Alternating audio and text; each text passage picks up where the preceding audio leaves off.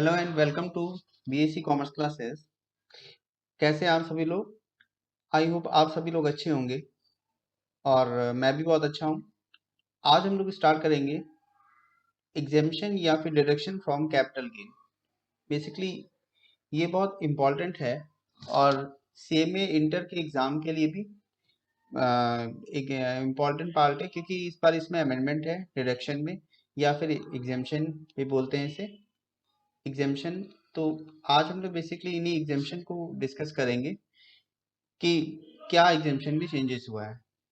तो फर्स्टली सबसे पहले तो देखिए, तो पहला सेक्शन था सेक्शन 54, जो एग्जेम्पशन फ्रॉम कैपिटल गेन था रेजिडेंशियल हाउस प्रॉपर्टी के लिए।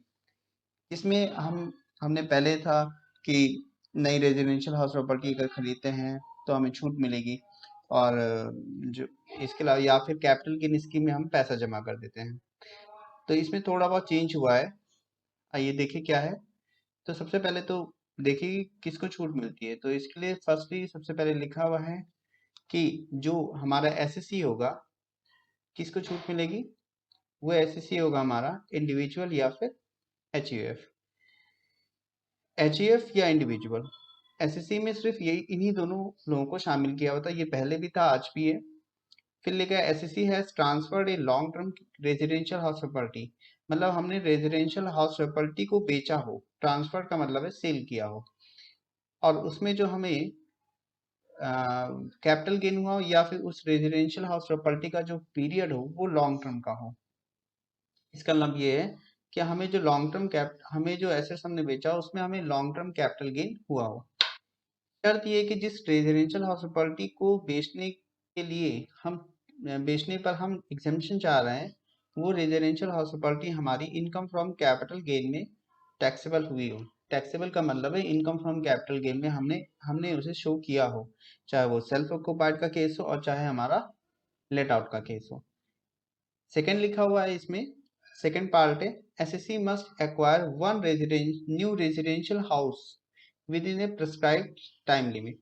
और एसएससी ने एक नया रेजिडेंशियल हाउस खरीदा हो, one new residential house within ए प्रिस्क्राइब्ड लिमिट। इसके अलावा एक इन्होंने अल्टरनेट ऑप्शन एक और दे दिया है। पहली बात तो व्हेन अवेलेबल, ये कब अवेलेबल होगा। इन्होंने बोला है एग्जेम्पशन आपको तभी भी मिल सकती है वेयर द अमाउंट, एक और तरीके की एग्जेम्पशन मिल सकती है कि where the amount of capital gain does not exceed 2 crore. इसका अगर आपका कैपिटल गेन 2 करोड़ से ऊपर का नहीं है तो उस केस में आप दूसरी भी एक एग्जेम्पशन ले सकते हैं। ऑप्शन ये है कि द एसएससी में एट हिज ऑप्शन परचेज और construct to residential house in India. मतलब आप एक से ज्यादा और मैक्सिमम 2 नए हाउस परचेज कर सकते हैं या फिर उसको कंस्ट्रक्शन करवा सकते हैं, मतलब बनवा सकते हैं। रिस्ट्रिक्शंस क्या है? रिस्ट्रिक्शंस में लिखा हुआ है where during the any assessment year the assessee has exercise this option, he shall not be subsequently entitled to exercise the option for the same or any other assessment year. That means the option is available once in lifetime of the SSC। इसका मतलब ये है कि हमारा जो SSC को जो छूट मिलेगी इस वाले ऑप्शन का जो यूज करेगा वो उस अपने लाइफ टाइम पीरियड में केवल एक ही बार वो इस ऑप्शन का छूट ले सकता है। ये एक नया अमेंडमेंट है कि ये जो 2 तरीके की रेजिडेंशियल हाउस प्रॉपर्टी की छूट का ऑप्शन था ये पहले नहीं था। और थर्ड क्या है, the new residential house property should be India. नई रेजिडेंशियल हाउस प्रॉपर्टी इंडिया में होनी चाहिए, ये भी पहले था। टैक्स, चलिए आते हैं आप टैक्स पॉइंट पे। टैक्स पॉइंट में देखिए लिखा हुआ है capital gain must be a long term capital assets. ये मैंने आपको पहले बताया कि वो लॉन्ग टर्म कैपिटल एसेट्स होनी चाहिए। दूसरा रेजिडेंशियल हाउस होना चाहिए, चाहे वो लेट आउट या सेल्फ ऑक्युपाइड दोनों ही के, बशर्ते आपने उसको इनकम फ्रॉम कैपिटल गेन में टैक्सेबल किया हो। तीसरा है income from such property must be taxable under section 22, same यही चीज नीचे भी लिखी हुई है। Also qualified deduction under section 54। The residential house property may not be taxable under may not be taxable 22.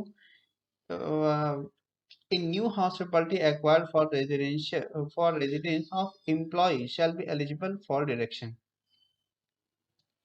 अच्छा, जो नई रेजिडेंशियल प्रॉपर्टी में not be taxable under 22 in new in new residential new house acquired for the residence of the employee is eligible for deduction। मतलब जो नई residential वो residential house property आपने खरीदी हो वो एलिजिबल होगी डिडक्शन के लिए, चाहे आपने वो एम्प्लॉयज के लिए खरीदी। फॉर परचेज के लिए क्या लिखा हुआ है, आइए परचेज के लिए देखिए, with in a period 1 year before और 2 year आफ्टर। मतलब आपने जो परचेज की हो नई एसेट्स वो ट्रांसफर करने की डेट से 1 साल पहले या फिर 2 साल के बाद में आपने नई रेजिडेंशियल प्रॉपर्टी खरीदी हो, 3 साल का पीरियड यही सेम पहले भी था आज भी है।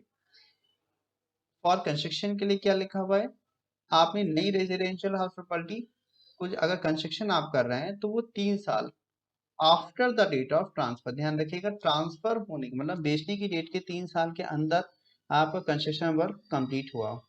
स्कीम ऑफ डिपॉजिट, आपने अगर स्कीम में पैसा जमा किया हो,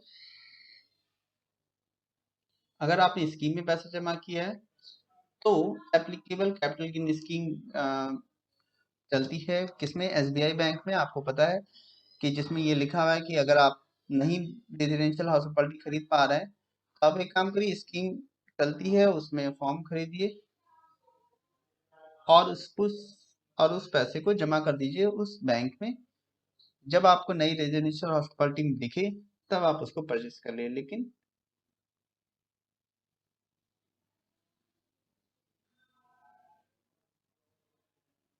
शर्त क्या है, शर्त ये है कि आपको उस स्कीम में पैसा जमा कब तक करना है, जमा करने की टाइम पीरियड जैसे पहले था कि ट्रांसफर की डेट से 6 महीने के अंदर अंदर आपको जमा कर देना है। और अगर आप जमा नहीं, और आप जब जमा करेंगे उसके 3 साल के अंदर अंदर आपको नई रेजिडेंशियल हाउस प्रॉपर्टी खरीद लेनी है। अगर आप 3 साल के अंदर नई रेजिडेंशियल हाउस प्रॉपर्टी नहीं खरीदते हैं तो 3 साल के बाद वो पैसा लॉन्ग टर्म कैपिटल गेन के रूप में आपके पास टैक्सेबल हो जाएगा, या फिर अनयूटिलाइज पैसा है वो भी टैक्सेबल हो जाएगा। फॉर एग्जाम्पल मान लेते हैं आपने स्कीम में डिपॉजिट किया, 3 लाख रुपए और आपने यूटिलाइज किया विद इन 3 ईयर, 3 साल के अंदर अंदर 2 लाख रुपए का यूटिलाइजेशन कर लिया, तो जो 1 लाख रुपए है ये आपका टैक्सेबल हो जाएगा आफ्टर 3 ईयर। इसमें पूरा पूरा आपको कैपिटल गेन देना पड़ेगा लॉन्ग टर्म कैपिटल गेन के रूप में। अच्छा, फिर आते हैं हम, ये बहुत लंबी लिस्ट है, इसको आपको पढ़ना पड़ेगा कि कैपिटल गेन जो हुआ है, अगर वो कैपिटल गेन में आपने जो जमा किया है पैसा उसका आप ढंग से यूटिलाइजेशन नहीं कर पाते हैं तो फिर क्या होगा। तो ये सारी चीज़ें इसमें लिखी हुई हैं।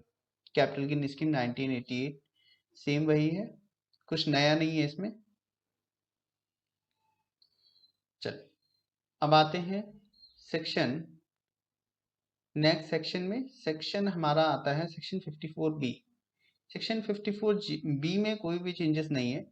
सेक्शन 54B कहता था कि अगर एसएससी ने कैपिटल एसेट्स जो कि एक एग्रीकल्चर लैंड है और जिसमें उसे शॉर्ट टर्म कैपिटल गेन या फिर लॉन्ग टर्म कैपिटल गेन हुआ है, शॉर्ट टर्म कैपिटल गेन या फिर लॉन्ग टर्म कैपिटल गेन हुआ है और वो उस कैपिटल गेन में एग्जेम्पशन लेना चाहती है तो क्या होगा, तो एसएससी को नई एग्रीकल्चर लैंड परचेज करनी होगी, एसएससी को नई एग्रीकल्चर लैंड परचेज करनी होगी एटलीस्ट 2 इयर्स के अंदर अंदर।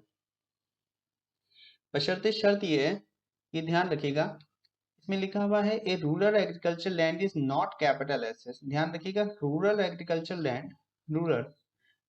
लैंड कैपिटल एसेट्स में नहीं होती है। Hence on the transfer of rural land no capital gain है। अगर रूरल है हमारी तो उसमें हमें कैपिटल गेन अराइज नहीं होगा और ना ही सेक्शन 54B उसके लिए एप्लीकेबल होगा। यहाँ पे साफ साफ लिखा हुआ है। तो इसका मतलब ये है कि हमारी जो एग्रीकल्चर लैंड हो वो हमारी अर्बन एग्रीकल्चर लैंड होनी चाहिए। फिर लिखा हुआ है such agriculture land must be used by the individual और हिज पेरेंट और by such HER for agriculture purpose for at least 2 years. कम से कम उसने 2 साल के सच एग्रीकल्चर लैंड जिसका उसने यूज किया खुद या अपने पेरेंट्स, उसके पेरेंट्स के, या अपने आप उसने लेबर रख के उसको यूज करवाया हो, 2 साल तक कम से कम उसमें खेती करी हो, मतलब आपने खुद ना खेती करी हो, ना अपने पेरेंट्स से करे, सिर्फ लैंड पड़ी हुई है, उसको आप बेच रहे हैं, कह रहे हैं एग्रीकल्चर लैंड है, तो वो एग्रीकल्चर लैंड नहीं मानी जाती है, सूखी पड़ी है। अच्छा, an agricultural land acquired for period of less than 2 years before the date of transfer and use agriculture must be from the date of acquisition shall not be eligible for it।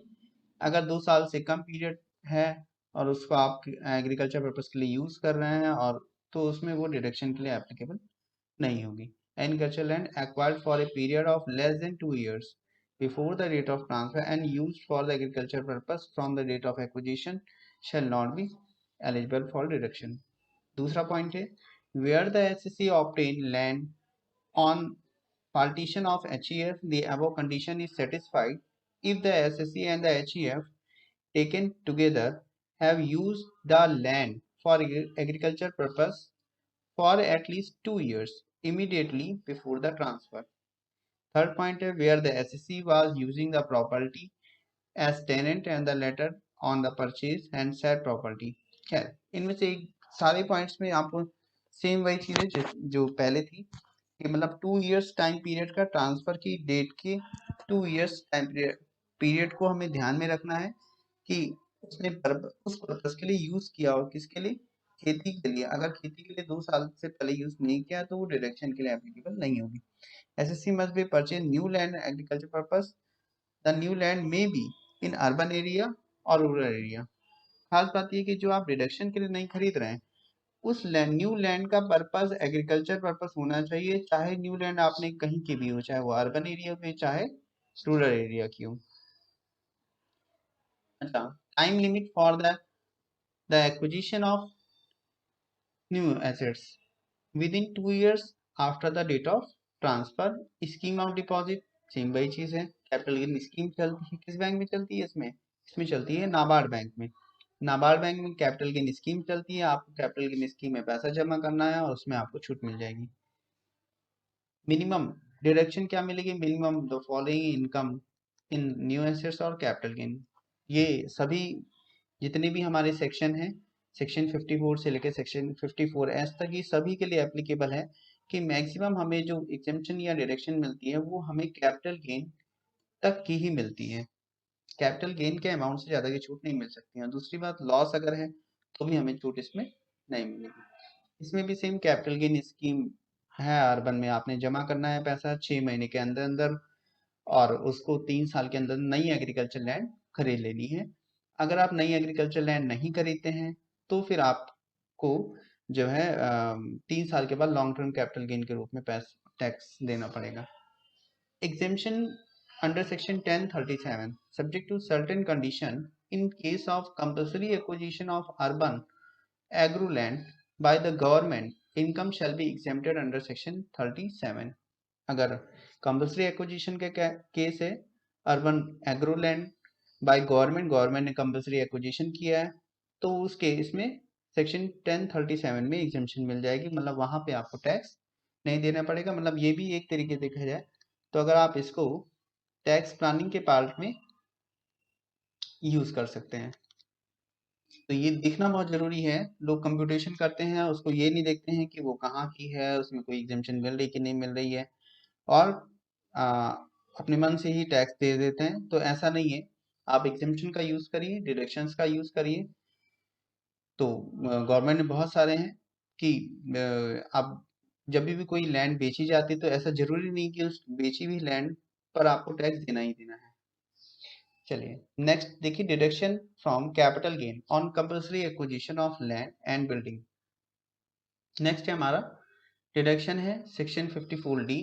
Section 54D में भी कोई changes नहीं है, ये basically सारे एसएससीज के लिए applicable होता है, इंडिविजुअल एसएस, इंडिविजुअल कंपनी, अच्छा एचईएफ, सभी के लिए है ये। इसमें देखिए क्या है, इसमें बेसिकली कैपिटल एसेट्स में हमें कैपिटल गेन होता है ट्रांसफर करने पे, कौन सी एसेट्स, लैंड और बिल्डिंग, और any right therein forming part of industrial undertaking, मतलब लैंड एंड बिल्डिंग जो इंडस्ट्रियल अंडरटेकिंग के लिए यूज हो रही हो, उस हमें उस लैंड एंड बिल्डिंग को हमने बेचा हो, उस लैंड एंड बिल्डिंग को हमने बेचा हो और उस लैंड एंड बिल्डिंग को बेचने पर हमें शॉर्ट टर्म या फिर long term capital gain arise हुआ हो। मतलब लैंड एंड बिल्डिंग बेची हो, किस पर्पस की हो, इंडस्ट्रियल अंडरटेकिंग के पर्पस की हो, और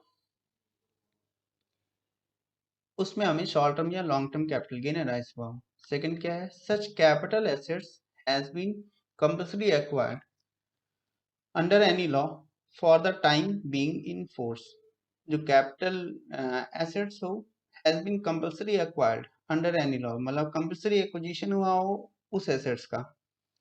सच capital assets was used for industrial purpose, ये भी हुआ at least 2 years prior its transfer, मतलब ट्रांसफर होने की डेट से 2 साल तक उसका यूज इंडस्ट्रियल पर्पस के लिए हुआ हो, तभी उस एसेट्स को बेचने पर हमें एग्जेम्पशन के लिए हम एलिजिबल होंगे। अच्छा, देखिए क्या है कंडीशन, क्या है same, land and building acquire for a period is less than 2 years and the use of the industrial purpose के लिए हुई हो। अच्छा, एंड अगर 2 साल पीरियड से कम के लिए यूज हुई है तो उस केस में वो एलिजिबल नहीं होगा डिडक्शन के लिए। सेम यही लाइन ऊपर लिखी हुई है, इसका जस्ट अपोजिट हो गया। Where the SSC obtain the capital assets on partition of HEF, the above condition is satisfied if the SSC and HEF taken together have used the assets for industrial purpose for at least 2 years immediately before the transfer, where the SSC was using the property as a tenant and later on purchase the said property, then while calculating the period of 2 years, the period during which SSC was using the property as tenant shall also be included, मतलब tenant की अगर कोई value है उस property पर तो वो भी इसमें इंक्लूड कर ली जाएगी। इसके अलावा क्या है, SSC must purchase any other land. अच्छा, एसएससी ने जो नई परचेज करी हो एनी अदर लैंड और बिल्डिंग और construction of building for the purpose of shifting, अच्छा, रीस्टेब्लिंग रीस्टेब्लिशिंग ऑफ सेड अंडरटेकिंग और setting up another industrial undertaking, मतलब एक जगह से उसने इंडस्ट्री को बेचा हो, उसके लैंड एंड बिल्डिंग को बेचा हो और दूसरी जगह पे उसने स्टेबल किया हो, फिर से स्टेब्लिश किया हो, तो वहां पे नई लैंड एंड बिल्डिंग खरीदेगा और वहां पे स्टेब्लिश। अब ये तो है नहीं कि हनुमान जी हैं वहां से उठाई लैंड एंड बिल्डिंग को और फिर हम लोगों ने वहां से उठा के यहाँ पे रख दिया। तो जाहिर सी बात है अगर एक जगह से इंडस्ट्री को हटा के दूसरी जगह पे सेटअप बनाना है तो हमें एक जगह से इन लैंड एंड बिल्डिंग को हटाना पड़ेगा और उसको बेचने पर हमें कैपिटल गेन अराइज होगा, उस कैपिटल गेन पे हमें टैक्स देना पड़ेगा, तो उससे और अगर हम दूसरी जगह पे लैंड एंड बिल्डिंग खरीदते हैं या उसका कंस्ट्रक्शन कराते हैं तो उस केस में उस होने वाले कैपिटल गेन पे हमें छूट मिल जाएगी। Time limit for acquiring assets, कितने साल के अंदर अंदर हमें कराना है, within 3 years after the date of transfer है या फिर कंपनसेशन हमें रिसिप्ट हुआ है। रिसिप्ट की डेट के 3 विद इन ट्रांसफर तो हुआ है, मतलब इसमें कंपल्सरी एक्विजिशन का केस था, तो इस केस में कंपनसेशन की जो रिसिप्ट की डेट होगी उससे 3 साल तक के बाद 3 साल तक हमें नई लैंड एसेट्स खरीद लेनी है और स्कीम में पैसा जमा करना है। तो लैंड एंड बिल्डिंग के लिए हमारे पास आईडीबीआई बैंक होता है, आईडीबीआई बैंक में हम पैसा जमा करेंगे within 6 month on the date of transfer और 3 साल के अंदर अंदर हमें नई land and building for industrial undertaking के लिए परचेज कर लेनी है। अगर हम नहीं कर लेते हैं परचेज तो उस केस में 3 साल के बाद हमें उसमें टैक्स देना पड़ेगा। Deduction minimum of the following, deduction same वही चीज, कैपिटल गेन स्कीम से ज्यादा की छूट हमें इसमें नहीं मिलेगी। आते हैं इसके बाद नए सेक्शन में, कैपिटल गेन स्कीम में भी वही मैंने आपको पहले बता दिया, 3 साल के अंदर आपको जमा करना है पैसा। डिडक्शन या exemption from capital gain on acquisition of certain bonds, certain bonds का मतलब सेक्शन 54 है जो ये कहता है कि हमने ट्रांसफर की हो any long term capital assets, क्या की हो, any long term capital assets, चाहे वो लैंड बिल्डिंग हो, any long term capital being land और बिल्डिंग और बोथ, चाहे वो लैंड हो चाहे बिल्डिंग हो चाहे दोनों हो, और चाहे एनी लॉन्ग टर्म एसेट्स में कुछ भी आ सकता है। अच्छा, SSC acquire long term specified assets, SSC acquire, लेकिन एसएससी अगर परचेज करता है तो उसने कुछ स्पेसिफाइड एसेट्स लॉन्ग टर्म बोली गई हैं, तो उसके उसने वो परचेज करी हो। क्या है long term specified assets? Mean any bond redeemable after 5 year, मतलब ऐसे रेडमेबल बॉन्ड्स जिसका टाइम पीरियड है 5 ईयर्स का, इशूड बाई एनएचएआई, आरईसीएल, ये इसको शॉर्ट में आरईसीएल भी बोलते हैं, rural electrification corporation limited, NHAI मतलब national highway authority of India, फिर है PFCL, power finance corporation limited, फिर क्या है IRFCL, Indian railway finance corporate limited, और any other bond being notified by the central government. अगर इनमें से कोई भी बॉन्ड गवर्नमेंट ने इशू किए हैं तो उस केस में हमें छूट मिलेगी। तो ध्यान रखिए इसमें any long term capital being land या बिल्डिंग हो या फिर दोनों हो, और खरीदा क्या उसे, लॉन्ग टर्म स्पेसिफाइड एसेट्स, पहले सिर्फ ये दोनों थी, अब क्या है, अब इतनी सारी हो गई है, NHAI, RECL, power finance corporation limited मतलब पीएफसीएल, आईआरएफसीएल मतलब Indian railway finance corporation limited, और any other bond being notified by central government. इनमें से अगर आपने कोई खरीदे जिसका जो रेडमेबल 5 साल के बाद होगी तो आपको इसमें छूट मिल जाएगी। कि कब खरीदी हो आपने, date of transfer within 6 month on the date of transfer, 6 महीने के अंदर अंदर हमने खरीदी हो। अच्छा, अमाउंट ऑफ डिडक्शन क्या, सेम वही कैपिटल गेन स्कीम से आता कि आप छूट नहीं मिल सकती, लेकिन इसमें मैक्सिमम डिडक्शन भी है। जो हमारी मैक्सिमम डिडक्शन कितने से ज़्यादा की नहीं होनी चाहिए, 50 लाख से ज़्यादा की, मतलब हम खरीद ले चाहे 80, 90 लाख, 1 करोड़, 2 करोड़, कितनी की भी बॉन्ड खरीद ले, वो हमारे पास जितना पैसा होगा, लेकिन हमें जो इसमें मैक्सिमम एग्जेम्पशन मिलेगी वो हमारी मैक्सिमम एग्जेम्पशन हमारी 50 लाख से ज़्यादा की नहीं मिलेगी। पहली बात। दूसरी बात ये कि अगर 50 लाख, अगर हमारा कैपिटल गेन ही 30 लाख का है और हमने 50 लाख का खरीदा है तो 30 लाख से ज्यादा की नहीं मिलेगी, मतलब कैपिटल गेन से ज्यादा की तो मिल ही नहीं सकती है। बट अगर कैपिटल गेन मान लेते हैं हमारा 80 लाख का आया है, फिर हमने 50 लाख का खरीदा है, तो उस केस में हमें 85 लाख की खरीद मिलेगी। या 80 लाख का हमारा कैपिटल गेन हुआ है और हमने 80 लाख के बॉन्ड खरीद लिए, लेकिन फिर भी हमें मैक्सिमम एग्जेम्पशन 50 लाख की ही मिलेगी क्योंकि मैक्सिमम लिमिट ही 50 लाख की है। चलिए, मैक्सिमम लिमिट से ज्यादा की छूट नहीं मिलती है। Benefit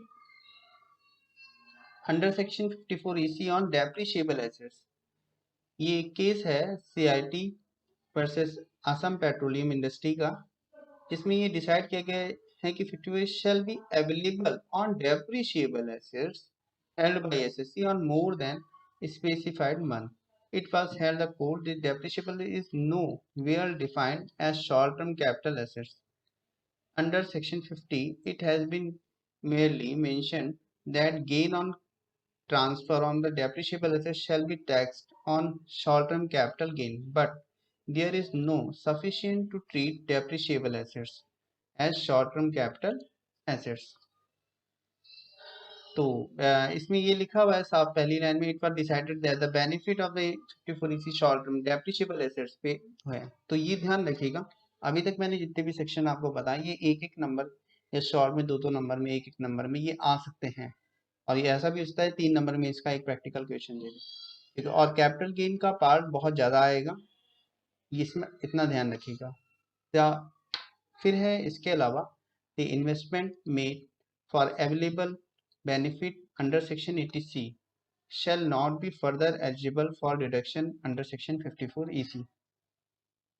The investment made for the available benefit under section 80C shall not be further eligible for deduction 80EC. अगर किसी ने इन्वेस्टमेंट किया हुआ है, investment made for available benefit 80C, अगर 80C में वो डायरेक्ट बेनिफिट ले चुका है इस तरीके का कोई भी, तो ये जो बॉन्ड खरीदे हैं, तो इस केस में फर्दर उसे एलिजिबल डिडक्शन नहीं मिलेगी सेक्शन 54 EC में।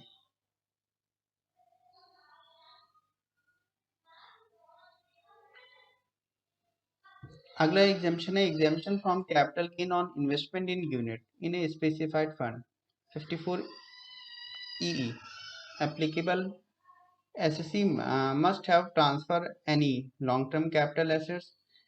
SSC acquire long-term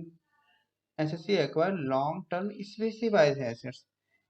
देखा जाए तो सेक्शन 54EC की जगह पे ही कन्वर्ट होके थोड़ा बहुत इसमें चीजें आती है कि वहां पे स्पेसिफाइड कर देंगे लॉन्ग टर्म, मतलब स्पेसिफाइड एसेट्स तो है इसके, लेकिन इसमें वहां पे लॉन्ग टर्म कैपिटल एसेट्स में उन्होंने लैंड और बिल्डिंग को ही रखा है अब, और इसमें इन्होंने 54EE बना दिया है जिसमें लिखा है must have transfer any long term capital assets से होनी चाहिए acquire long term specified asset.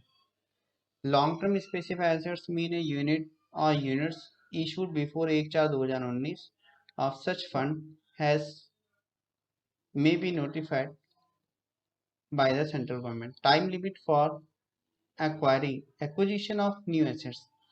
जो हमने नई एसेट्स खरीदी हो within 6 month after the date of transfer, 6 महीने के अंदर हमने नई एसेट्स खरीदी हो। अच्छा, स्पेसिफाइड एसेट्स में देखिए इन्होंने क्या लिखा है, कुछ खास है क्या? कैपिटल गेन स्कीम से ज्यादा की छूट नहीं मिलेगी, इसमें भी 50 लाख तक का है। अच्छा, 3 साल लिखा हुआ है कि revocation of benefit, earlier benefit shall not be revoked if such bond is transferred or converted into money. अगर हमने earlier he, shall be revoked का मतलब है कि हमारा जो बेनिफिट है ये वापस ले लिया जाएगा अगर हमने बॉन्ड को अर्लियर ही कन्वर्ट कर दिया है मनी के रूप में, मतलब हमने रिडीम होने से पहले अपना पैसा वापस within 3 years of its acquisition or a loan is taken or security of new assets within a set period. Tax point क्या है? In case of where the SSC takes any loan advances on security of such specified assets, मतलब any loan, कोई loan लिया है advance security ले लिए इसी specified assets के भी आप पे, तो shall be deemed to have convert of such specified assets into money on the date of which such loan or advance is taken. इसका मतलब ये है कि स्पेसिफाइड एसेट्स की मानी जाएगी कि हमने उसको कैश के रूप में कन्वर्ट कर लिया, अगर हमने उसको लोन या सिक्योरिटी या एडवांसेस के रूप में रखा है एसएससी ने, तो उस केस में। अच्छा, स्पेसिफाइड एसेट्स के बारे में लिखा नहीं है, तो स्पेसिफाइड एसेट्स सेम वही है जो सेक्शन 54 EC में थी हमारे पास में, जिसमें उन्होंने 4 to 5 टाइम 5 तरीके की एसेट्स बता दी थी। अब क्या है कि सच रिवोक इनकम, जो रिवोक इनकम हुई shall be treated long term capital gain, long term capital gain के रूप में बताई जाएगी, वो टैक्सेबल हो जाएगी अगर हमने पैसा सिक्योरिटी के रूप में रख दिया है। अच्छा, 3 साल के बाद, ध्यान रखिएगा। इसके बाद हम नेक्स्ट में आते हैं। अगला सेक्शन है सेक्शन 54F। सेक्शन 54F हमारा कहता है कि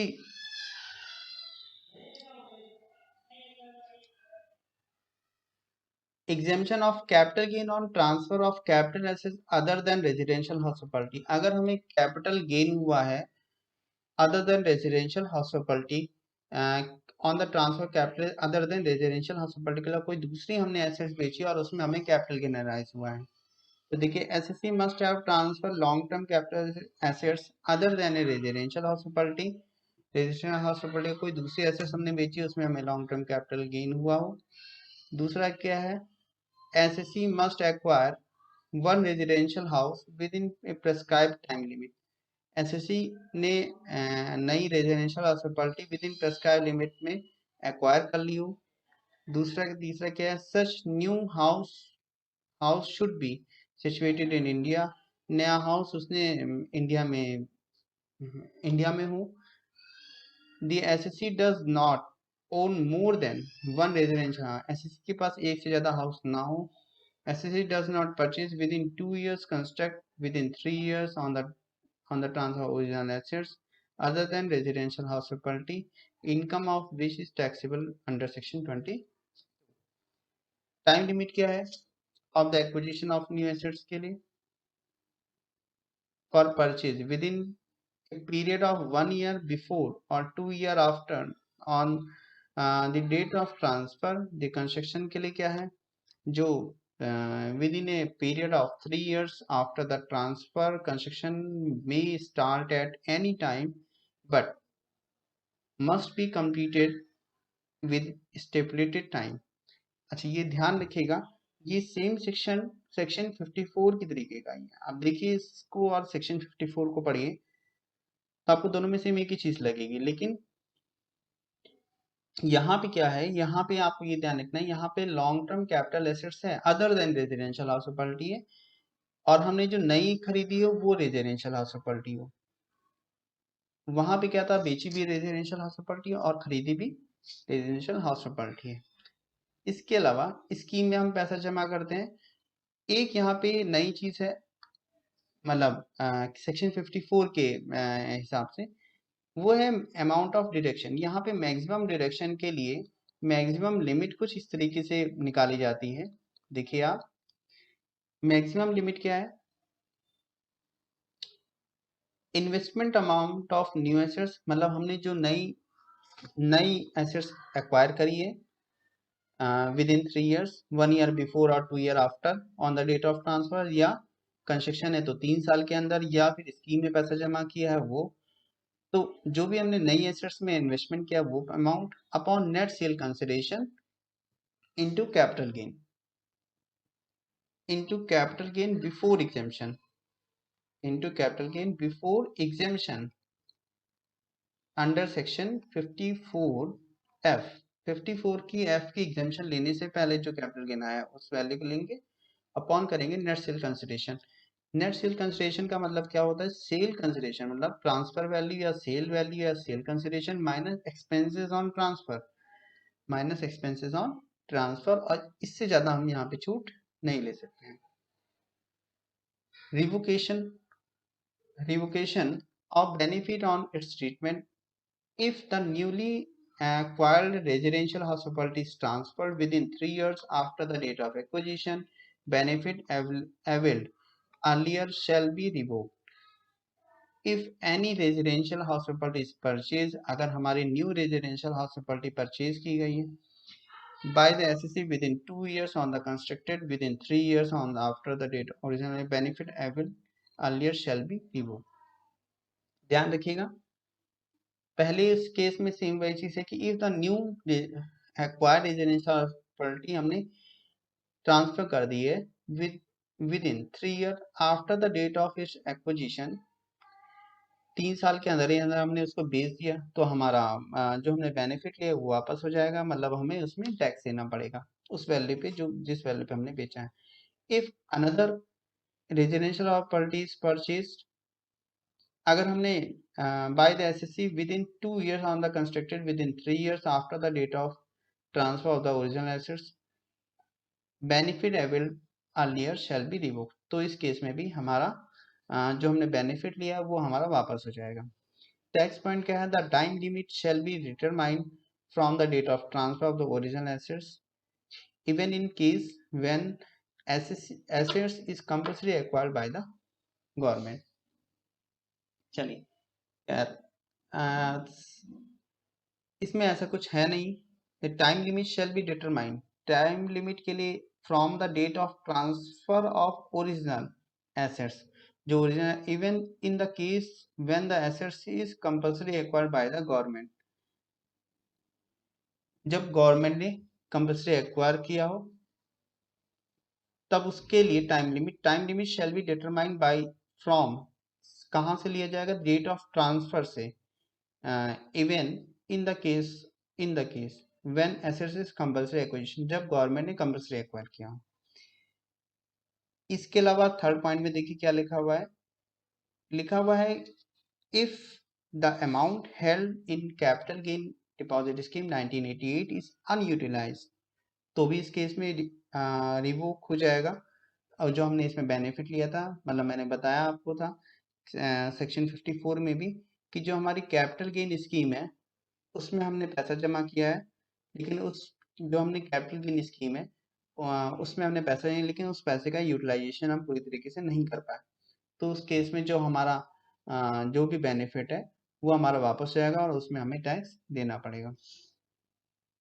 रिवोकेशन ड्यू टू केस 3, मतलब ये वाला जो केस 3 है, इस केस में हमारा इस फॉर्मूले की बेसिस पे हम chargeable value chargeable amount, unutilised amount of which benefit under section 54 is availed upon net sale consideration into original capital gain, जो हमारा exemption से पहले का था। अब आते हैं नेक्स्ट सेक्शन में। जो नेक्स्ट सेक्शन है, ये सेक्शन बहुत इंपॉर्टेंट है, इनको कम से कम आपको एग्जाम से पहले 5-6 प्रैक्टिकल क्वेश्चन इनके करने चाहिए। Deduction from capital gain on transfer of capital assets in case of shifting of industrial undertaking from urban area in case of shifting of industrial from urban area से non urban area में अगर हम ले जाते हैं, अपनी capital assets को transfer करते हैं, तो उस केस में हमें अर्बन एरिया में अपनी एसेट्स को सेल करना पड़ेगा या ट्रांसफर करना पड़ेगा, तो उसमें हमें कैपिटल गेन अराइज होगा। और अगर जब हम नॉन अर्बन एरिया, जो इंडस्ट्री हम नहीं लगाना चाहते हैं, वहां पे हम एसेट्स परचेज करेंगे, तो वहां पे हमें एग्जेम्पशन मिलेगी सेक्शन 54G के। इसमें land, building, plant and machinery 4 assets होती हैं। देखिए लिखा हुआ है machinery, plant, building and land, सारे एसएससीज के लिए ध्यान रखिएगा। पहले ही पॉइंट, सबसे मेन इंपॉर्टेंट पॉइंट होता है कि ये इसके लिए एसएससी कौन है।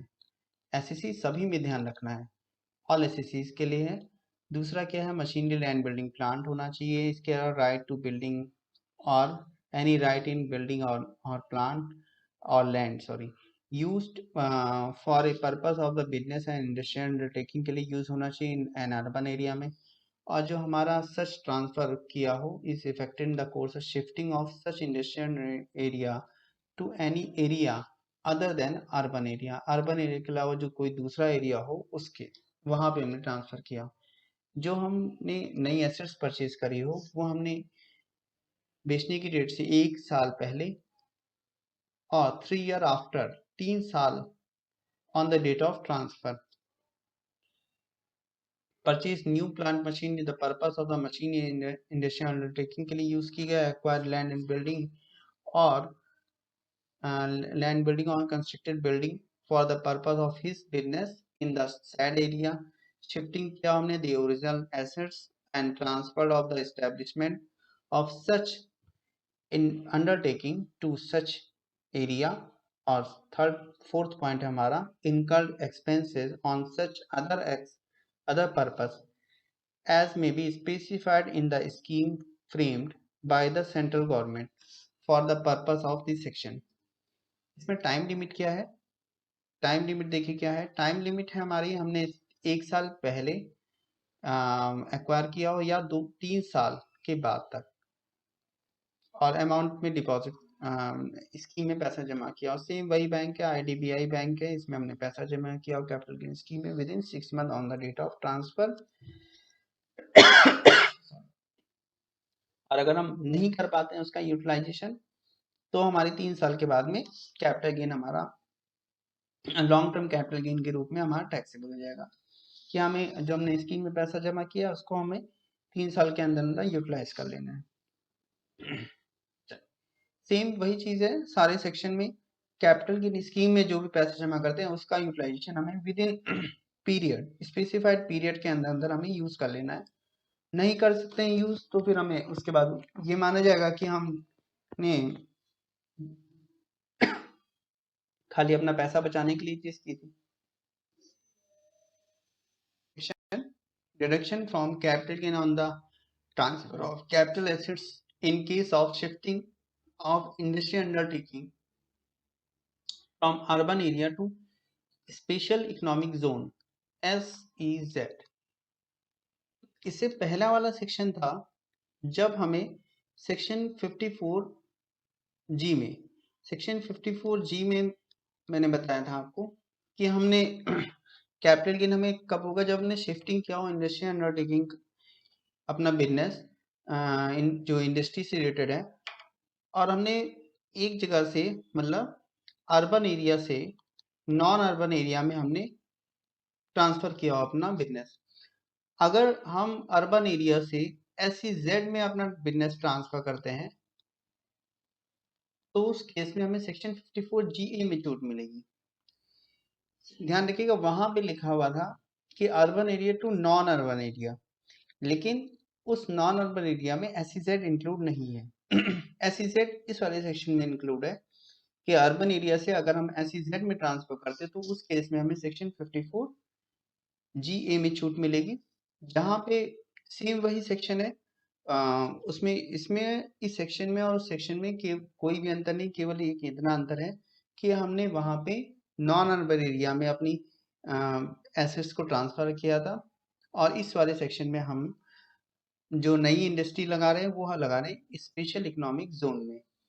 Exemption, deduction, transfer, new assets acquire, capital gain scheme, सारी की सारी सेम चीजें वही हैं। तो इस सेक्शन में इतना ज्यादा कुछ भी इम्पोर्टेंट पार्ट नहीं है। आप एक बार रीड कर लीजिएगा, कुछ प्रॉब्लम होती तो आप लोग पूछ भी सकते हैं।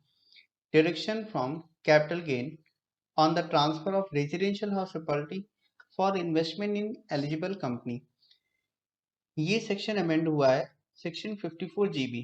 सेक्शन 54GB कहता है कि इंडिविजुअल और HEF को छूट मिलेगी, मतलब SSC हमारे इंडिविजुअल और HEF क्या छूट मिलेगी। SSC must have transfer, SSC ने ट्रांसफर किया हो क्या, long term capital assets, long term capital assets being residential house property, मतलब रेजिडेंशियल हाउस प्रॉपर्टी होनी चाहिए, चाहे वो प्लॉट हुई हो, प्लॉट ऑफ लैंड हो, चाहे हाउस हो।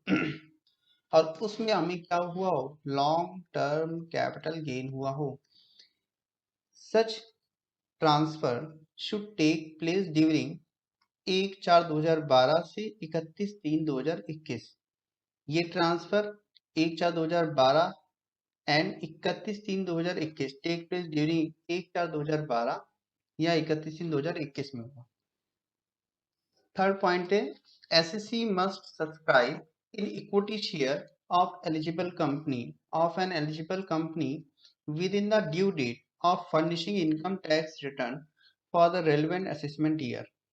SSC must subscribe मतलब SSC ने इक्विटी शेयर में सब्सक्राइब किया हो, लिए हो, खरीदे हो एलिजिबल कंपनी में, due date on the furnishing कब खरीदे हो और किस कंपनी में खरीदे हो। बेसिकली वो एक इंडियन कंपनी होनी चाहिए। कंपनी शुड इनकॉर्पोरेट हुई हो first day of the April of the previous in the relevant of the assessment year in which the capital gain arising in the due date of the furnishing of return income tax 139 subsection 1 by the SSC, मतलब incorporate हुई हो उस assessment year से पहले,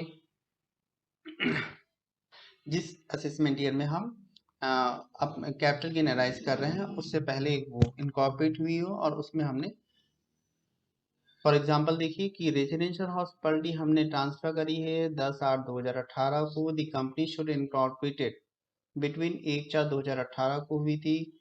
the due date furnishing की date है हमारी 31/7/2019 है हमारी, assuming his accounts are not liable for audit. ये एज्यूम करके, तो इसका मतलब ये है कि हमारी वो कंपनी जिसके हमने शेयर खरीदे हों वो कंपनी हमारी इनकॉर्पोरेट हुई 1/4/2000 वो 1 जो भी हमारे रिटर्न फाइलिंग डेट है उससे पहले। The company is engaged in the business of the manufacturing of an article or thing in any eligible business। Eligible business का मतलब क्या है, which involve innovation, development, deployment, commercialization of new product, process or services driven by technology and the intellectual property।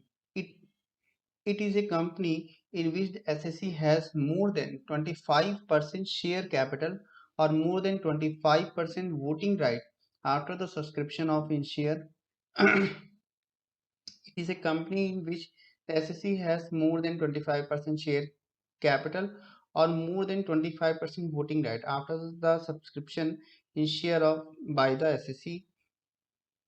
It is a company qualifying the small and the medium enterprise under the Micro, Small and Medium Enterprise Act 2006 or an eligible startup. Section 80 IAC में भी eligible हो। इस refer मतलब sorry इस section में refer किया है ये SMEC SME इंटरप्राइजेस के लिए। तो ये ABCDE इन पॉइंट्स को हमें ध्यान में रखना है क्योंकि ये वो कंपनी के बारे में है जिस कंपनी के हम न्यू शेयर्स खरीद रहे हैं। The company should be utilize the amount of purchase of new assets within the prescribed time. New assets mean new plant machinery does not include any machinery or plant which before the installation by the SSE was used before within either within or outside India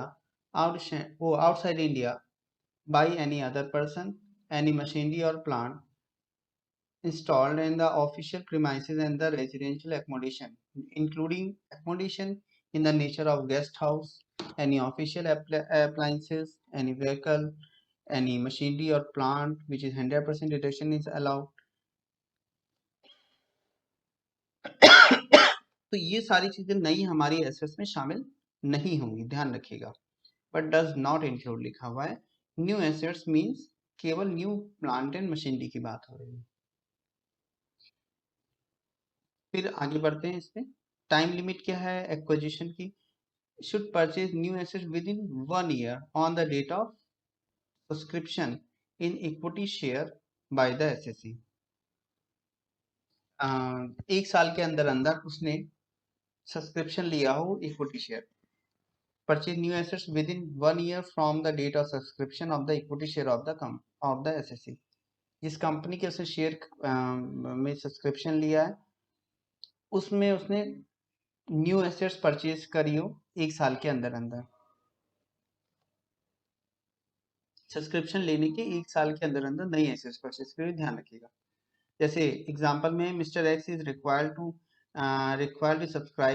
subscribe the equity share of an eligible company within due date of the furnishing income tax return the relevant assessment year 31/7/2019 को assuming his account is not Mr. X subscribe the equity capital of eligible company 15/12/2018 को then company should acquire new assets within 1 year from 15/12/2018।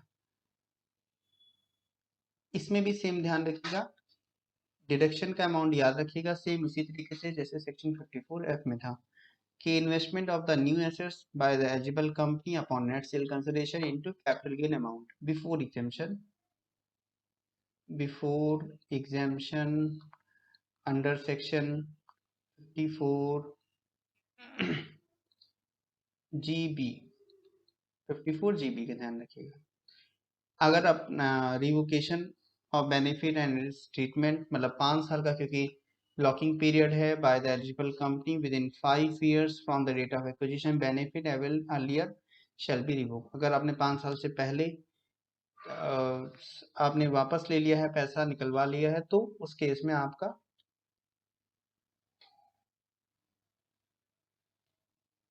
पैसा taxable हो जाएगा और आपका benefit वापस हो जाएगा। मतलब आपका बेनिफिट से आपको हटा दिया जाएगा जो आप कैपिटल गेन में।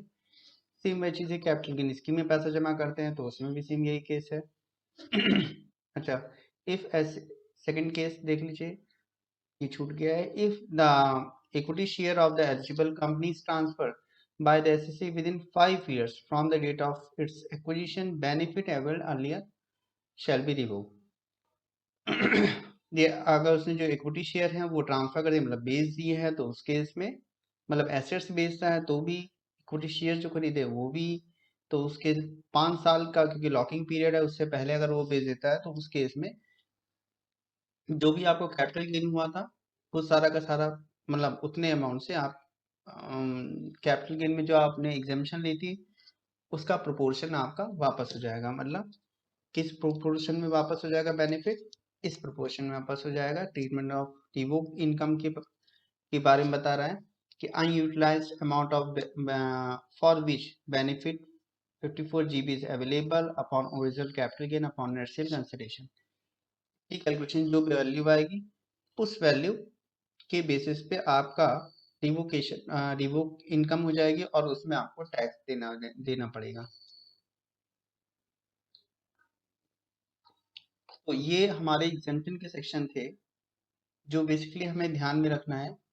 एक सेक्शन के लिखा हुआ extension of time for acquiring new assets और डिपॉजिटिंग और investing amount of capital gain, section 54H, where the applicable क्या है? Where the transfer original assets is by way of compulsory acquisition under any law और amount of compensation awarded for such acquisition is not received by the SSC of the date of such transfer। Applicability किसके ऊपर? फिर से ध्यान से पढ़िए। where the transfer of original assets is by the way of compulsory acquisition, compulsory acquisition हुआ under किसी law के through, amount of compensation awarded, compensation का amount award हुआ of such acquisition is not received by SSC on the date of such transfer, और उस transfer की date पे उस एसएससी को अमाउंट एक्विजिशन का जो अमाउंट है वो अवॉर्डेड इज नॉट रिसीव्ड, मिला नहीं है। ध्यान रखिएगा, कंपनसेशन का अमाउंट आपको नहीं मिला है, उसको भी ध्यान में रखना है। तो ट्रीटमेंट क्या होगा इसमें? The period of acquiring of new assets और period available of to the SSC for depositing the amount of capital gain is relation to such compensation as is not received on the date of transfer shall be reckoned from the date of receipt of such compensation। मतलब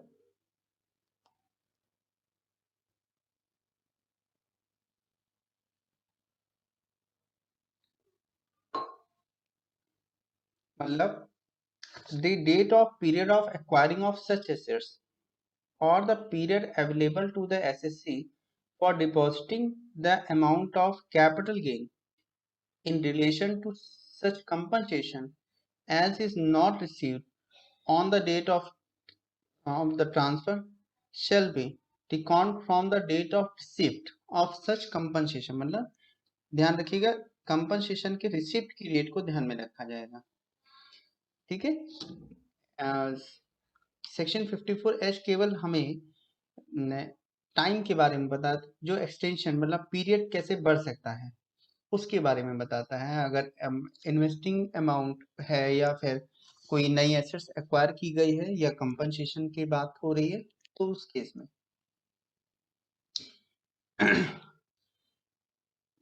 ये section जो लगा है section 54H, ये है हमारा section 54, 54B, 54D, EC और F के लिए लगता है।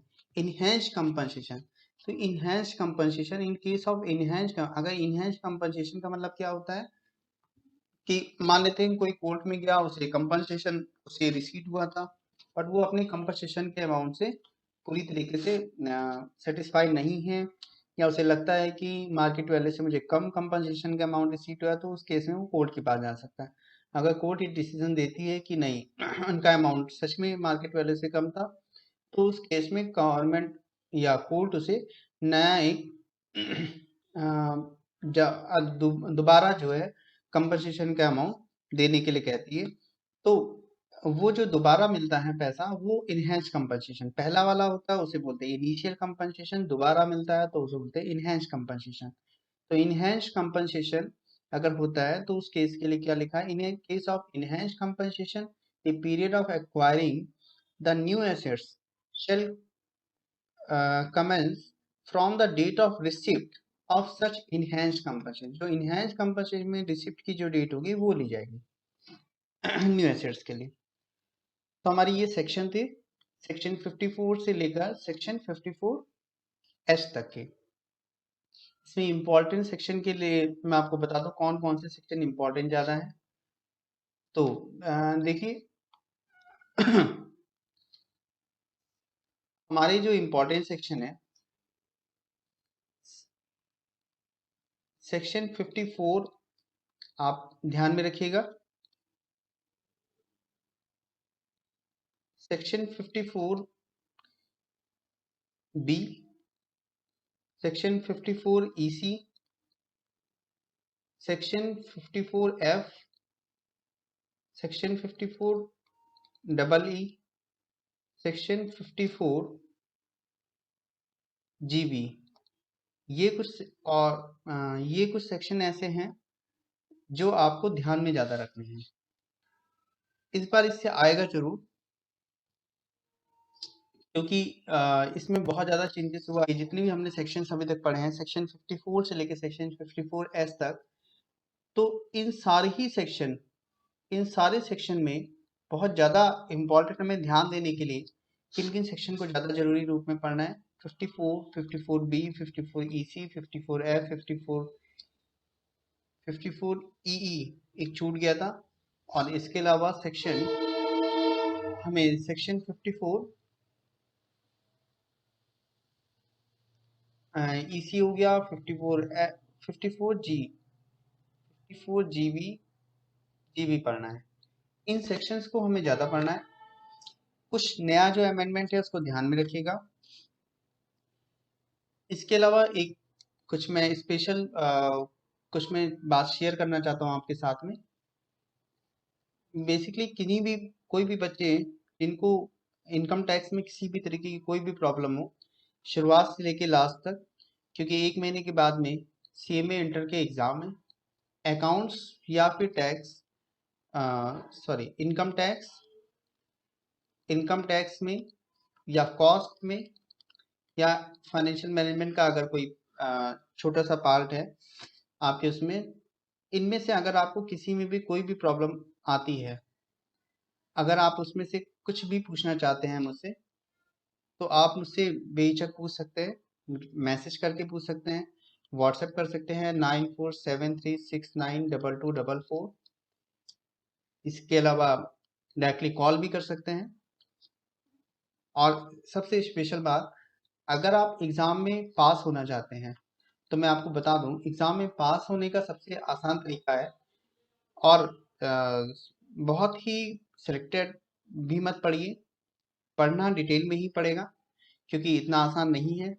लेकिन ये ध्यान रखिएगा एग्जाम से पहले, क्योंकि कोरोना वायरस की वजह से आप लोग को मौका बहुत अच्छा मिला हुआ है, तो इसीलिए कोशिश ये करिएगा कि एग्जाम से पहले आप एक बार मॉड्यूल को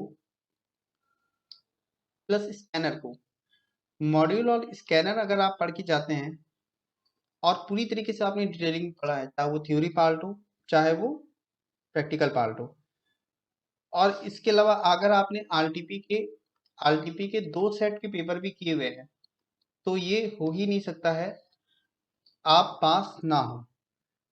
विद एग्जामिनेशन के साथ आप पास होंगे, क्योंकि मॉड्यूल एक ऐसा पार्ट है जहां से कम आपके यहाँ 50 मार्क्स तक का पेपर मॉड्यूल से ही उठा के देता है। कभी आप चेक करिएगा पेपर को तो आपको मैक्सिमम पार्ट मॉड्यूल का ही मिलेगा, चाहे वो इनकम टैक्स जैसा सब्जेक्ट क्यों ना हो। बस बशर्ते कि इनकम टैक्स की जो बुक हो आपके पास या मॉड्यूल हो वो अमेंडमेंट हो।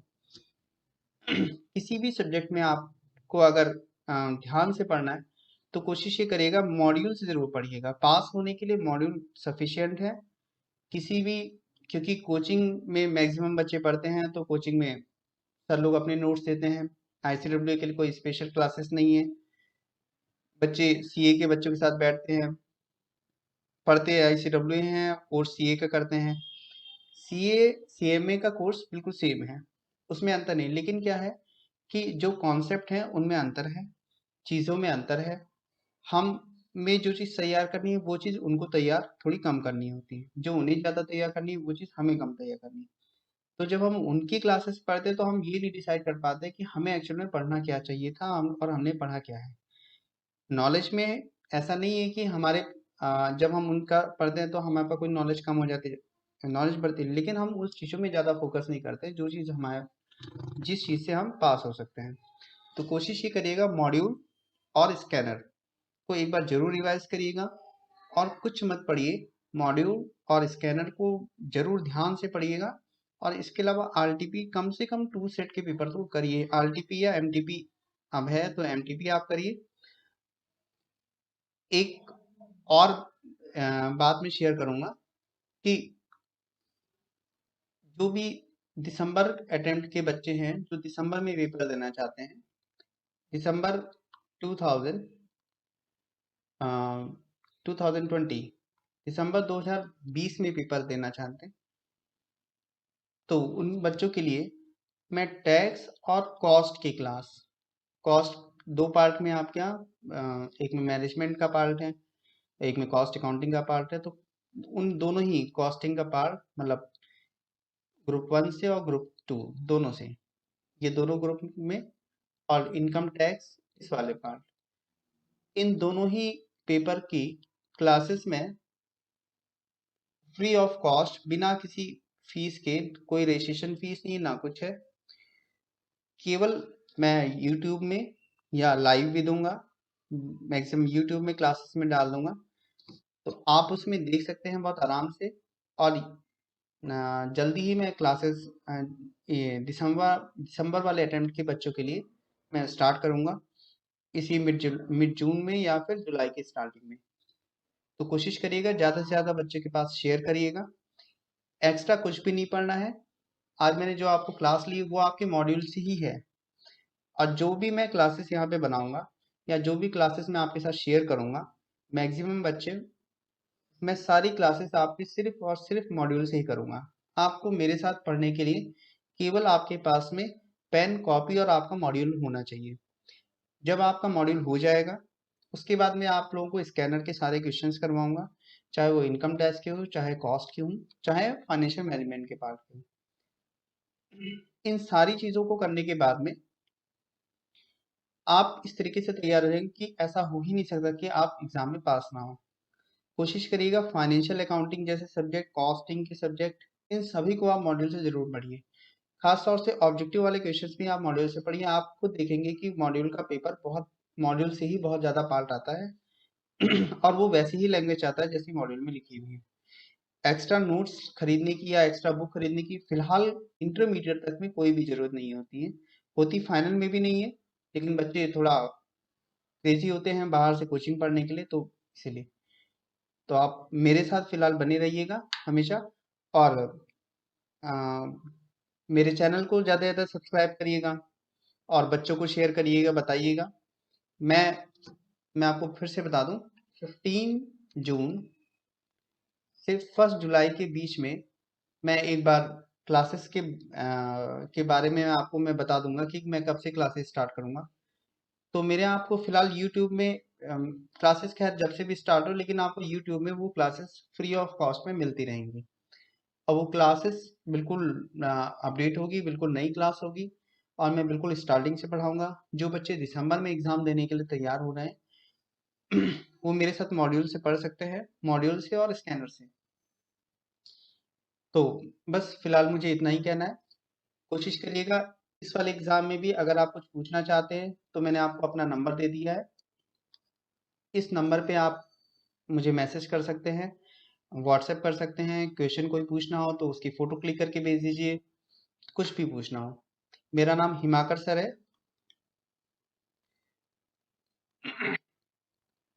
लखनऊ से। तो आप